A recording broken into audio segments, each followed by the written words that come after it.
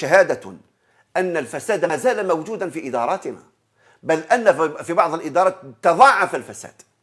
لماذا؟ لأن الناس هؤلاء لم يتعلموا لا من تجارب الآخرين ولا مما رأوا ممن ضرب سيف الحجاج أعناقهم، وما زالوا إلى يومنا هذا يطمعون في أن يكتسبوا من الفساد. ما زال أخي بلال، يعني لو أن الفساد انقرض في هذا البلد أو اضمحل في هذا البلد ما رأينا بأن شبابنا يتعطلون في استثماراتهم، ما رأينا بأن رجال أعمال مخلصين يريدون أن يستثمروا، وما زالت الاعتمادات هذه المدمرة المعطلة للاقتصاد الوطني ممسوكة في يد رجل واحد هو اللي يمضي الاعتماد. لماذا؟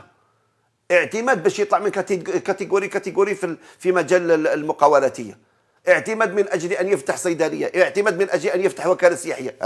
نريد أن نطور اقتصادنا بهذا الشكل.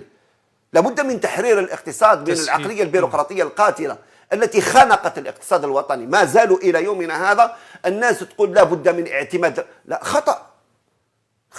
اشترط له ملف بسيط جدا ويكون مؤهل، يكون من أهل الاختصاص ويشتغل في ذلك المجال. أما أن نكبل المواطن أو رجال الأعمال أو المتعاملين الاقتصاديين بشكل عام أو شبابنا بهذه الاعتمادات لن نفعل شيئا، سيبقى اقتصادنا اقتصاد متخلف.